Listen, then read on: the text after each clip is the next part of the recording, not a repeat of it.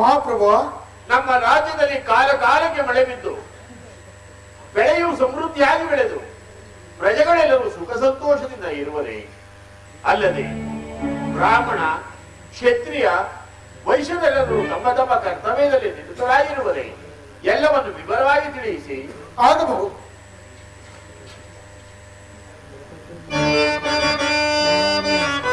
ಮಹಾಪ್ರಭು, ಹೇಳುತ್ತಾರೆ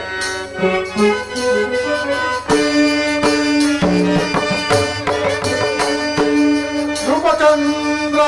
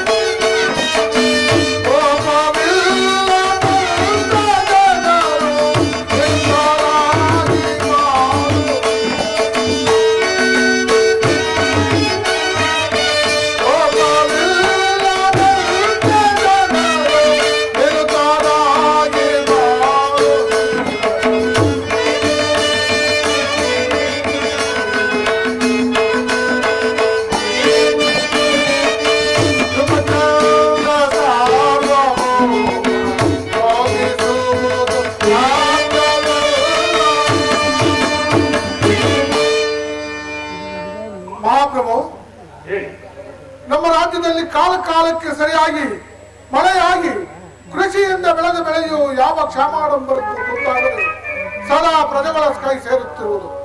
ಅದು ಅಲ್ಲದೆ ಬ್ರಾಹ್ಮಣ ಕ್ಷತ್ರಿಯ ಇವರೆಲ್ಲರೂ ಸಂತೋಷದಿಂದಿರುವರು. ಬಹಳ ಸಂತೋಷ. ಅದು ಅಲ್ಲದೆ ಸಾಮಂತ ರಾಜರು ನಮ್ಮ ರಾಜ್ಯದ ಭಂಡಾರಕ್ಕೆ ಕೊಡಬೇಕಾದ ಕಪ್ಪು ಕಾಣಿಕೆಯನ್ನು ತಂದು ಒಪ್ಪಿಸುತ್ತಿರುವರು. ಮುಂದೇನಪ್ಪಡಿ ಮಹಾಪ್ರಭು. ಬಹಳ ಸಂತೋಷ ಮಂತ್ರಿಗಳೇ. ನಿಮ್ಮಂತಹ ಮಂತ್ರಿ ನಮ್ಮ ರಾಜಸ್ಥಾನದಲ್ಲಿರುವ ಹಾಗೆ ಯಾವುದಕ್ಕೂ ಕುಂದು ಬರದೇ ಇರುವುದಿಲ್ಲ. ಈ ಪೀಠವನ್ನು ಅಲಂಕರಿಸಿ. ಆಗಬಹುದು. ಸೈನ್ಯಾಧೀಶರೇ. ಮಹಾಪ್ರಭು,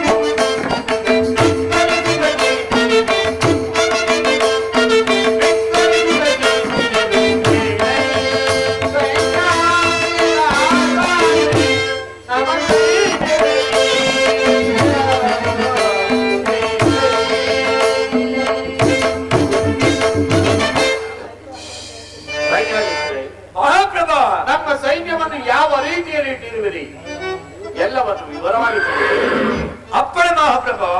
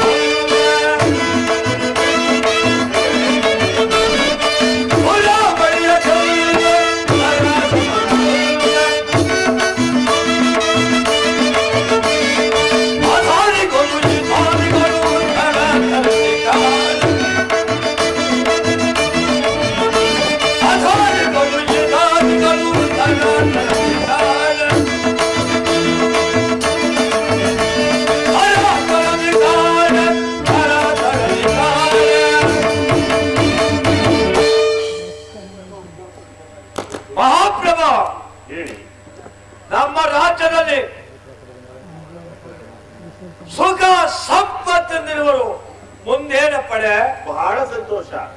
ಪೀಠವನ್ನು ಅಲಂಕರಿಸಿ.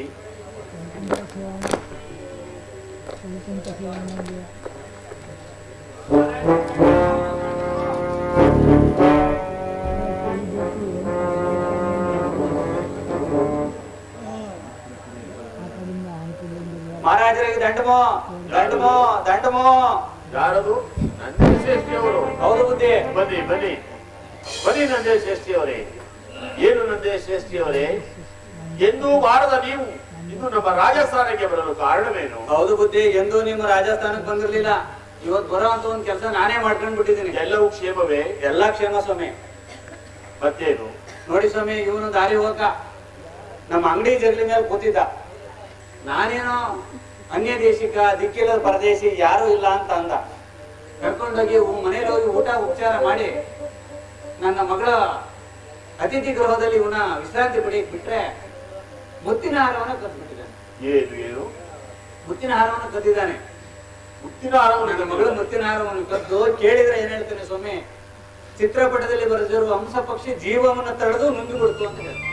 ನಂದೇ ಶ್ರೇಷ್ಠಿಯವರೇ, ಈತನನ್ನು ನೋಡಿದರೆ ಹಾಗೆ ಕಾಣಿಸುವುದಿಲ್ಲವಲ್ಲ? ಅಯ್ಯೋ, ನಾನು ಹಾಗೆ ಮೋಸ ಹೋಗಿದ್ದು ಸ್ವಾಮಿ. ಅವ್ನು ಉಡುಗೆ ತೊಡಿಗೆ ನೋಡಿ ಮೋಸ ಹೋದೆ. ಅಲ್ಲ ಸ್ವಾಮಿ, ಚಿತ್ರದಲ್ಲಿ ಗೋಡೆ ಮೇಲೆ ಬರೆದಿರೋ ಹಂಸ ಪಕ್ಷಿಗೆ ಜೀವ ಇದೆಯಾ ಸ್ವಾಮಿ? ಮೇಲೆಗೆ ಮೇಲೆಗೆ.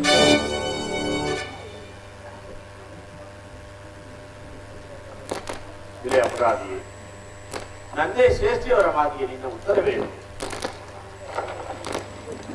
ಚಂದ್ರಸೇನ ದೊರೆ, ಅನ್ನ ನೀರಿಲ್ಲದೆ ಅಲೆದಾಡುತ್ತಿದ್ದ ನನ್ನನ್ನು ಮನೆಗೆ ಕರೆದುಕೊಂಡು ಹೋಗಿ ಉಪಚಾರವನ್ನು ಮಾಡಿದರು. ಮಲಗುವುದಕ್ಕೆ ಶಯನ ಮಂದಿರಕ್ಕೆ ಅನುವು ಮಾಡಿಕೊಟ್ಟರು. ನಡು ರಾತ್ರಿಯಲ್ಲಿ ಸಿಡಿಲಿನಂತಹ ಶಬ್ದವನ್ನು ಕೇಳಿ ಬೆಚ್ಚಿ ಎಚ್ಚೆತ್ತು ನೋಡುವಾಗ ಚಿತ್ರದಲ್ಲಿ ಬರೆದ ಹಂಸ ಪಕ್ಷಿಯು ಜೀವ ತಳೆದು ಮುತ್ತಿನ ಮಾಲೆಯನ್ನು ನುಂಗಿದ ದೃಶ್ಯವನ್ನು ನಾನು ಕಣ್ಣಾರೆ ಕಂಡೆ. ದೇವಡ ದೇವಡ, ಏನು ಹೇಳಿದ್ರಿ? ಇನ್ನೊಂದು ಸಲ ಹೇಳಿ. ಚಿತ್ರದಲ್ಲಿ ಬರೆದ ಹಂಸ ಪಕ್ಷಿಯು ಜೀವ ತಳೆದು ಮುತ್ತಿನ ಮಾಲೆಯನ್ನು ನುಂಗಿದ ದೃಶ್ಯವನ್ನು ಈ ಪಾಪಿ ಕಣ್ಣುಗಳಿಂದ ಕಂಡಿರು ಪ್ರಭು. ಚಿತ್ರಪಟದ ಹಂಸ ಪಕ್ಷಿಯು ಜೀವ ತಳೆದು ಮುತ್ತಿನ ಹಾರವನ್ನು ನುಂಗಿದೆ. ಹೌದು ಮಹಾಪ್ರಭು. ಈ ಮಾತನ್ನು ಯಾರಾದರೂ ನಂಬುವರೇ? ನಂಬಲು ಸಾಧ್ಯವೇ? ಗ್ರಹಚಾರವು ಕ್ರೂರವಾಗಿ ನನ್ನನ್ನು ಕಾಡುತ್ತಿರುವಾಗ ನನ್ನ ಮಾತುಗಳಿಗೆ ಯಾರು ಮನ್ನಣೆಯನ್ನು ನೀಡುವರು ಪ್ರಭು? ಇರೇ ಅಪರಾಧಿಯೇ, ಮಾಡಿದ ತಪ್ಪನ್ನು ಒಪ್ಪಿಕೊಂಡು ಹಾರವನ್ನು ಒಪ್ಪಿಸಿಬಿಡು. ಇಲ್ಲದಿದ್ದರೆ ಘೋರ ಶಿಕ್ಷೆಗೆ ಎದುರಾಗಬೇಕಾಗಿದ್ದು ಎಚ್ಚರಿಕೆ. ಪ್ರಭು, ಕದಿಯದಿದ್ದ ಹಾರವನ್ನು ಎಲ್ಲಿಂದ ತಂದು ಕೊಡಲಿ ಮಹಾಪ್ರಭು? ಎಲ್ಲಿಂದ ತಂದು ಕೊಡಲಿ? ಶ್ರೇಷ್ಠಿಯವರೇ ಸ್ವಾಮಿ, ಇದು ನಿಮ್ಮ ಕಾರ್ಯಕ್ಕೆ ಹೊರಡಿ. ನನ್ನ ಮಗಳ ಪ್ರಾಣ ನಿಮ್ ಕೈಲಿ ಐತೆ. ನನ್ನ ಮಗಳದಿಲ್ಲದೆ ಬದುಕಲ್ಲ ಸ್ವಾಮಿ. ಹಾಗೆ ಆಗಲಿ, ಕೊಡಿಸಿಕೊಡುತ್ತೇನೆ. ಹೋಗಿ. ಆಯ್ತು, ಹೋಗಿ ಬನ್ನಿ. ನಿಮ್ ಮೇಲೆ ನಂಬಿ ನಿಮ್ ನಂಬಿಕೆ ಇಟ್ಟು ಹೋಗ್ತಾ ಇದ್ದೀನಿ. ಹಾಗೆ ಆಗಲಿ, ಹೋಗಿ ಬನ್ನಿ. ಇರೇ ಅಪರಾಧಿಯೇ, ಮಹಾಪ್ರಭು, ನಮ್ಮ ರಾಜ್ಯದಲ್ಲಿ ಕೆಲವು ಶಾಸನವಿದೆ. ಕಳ್ಳತನ ಮಾಡಿದವರನ್ನು ಕರಚಣಗಳನ್ನು ಕತ್ತರಿಸುವುದು, ಸುಳ್ಳು ಹೇಳಿದವರನ್ನು ನಾಲಿಗೆಯನ್ನು ಕತ್ತರಿಸುವುದು, ಕೊಲೆ ಮಾಡಿದವರನ್ನು ಶಿರಶ್ಛೇದನ ಮಾಡುವುದು ನಮ್ಮ ರಾಜ್ಯದ ಶಾಸನವಿದೆ. ಅದು ರಾಜನೀತಿ ಮಹಾಪ್ರಭು. ಆದರೂ ಹೇಳುತ್ತಿದ್ದೇನೆ, ಮಾಡಿದ ತಪ್ಪನ್ನು ಒಪ್ಪಿಕೊಂಡು ಹಾರವನ್ನು ಒಪ್ಪಿಸಿಬಿಡು. ನೀನು ಕ್ಷಮಿಸಿ ಬಿಡುತ್ತೇನೆ. ಎಷ್ಟೇ ಹೇಳಿದರೂ ನೀನು ಹಾರವನ್ನು ಒಪ್ಪಿಸುವುದಿಲ್ಲವೇ? ನೀನು ಕಳ್ಳತನ ಮಾಡಿರೋ ಹಾರವನ್ನು ಒಪ್ಪಿಸುವುದಿಲ್ಲವೆಂದು ಕಾಣುತ್ತದೆ. ನಾನು ಕಳ್ಳತನ ಮಾಡಿದವನಲ್ಲ. ಮಂತ್ರಿಗಳೇ, ಮಹಾಪ್ರಭು, ಇದನ್ನು ಸಾಮಾನ್ಯವಾದ ಕಳ್ಳನಲ್ಲ. ಚಾರಕರನ್ನು ಬರಮಾಡಿ. ಯಾರಲ್ಲಿ?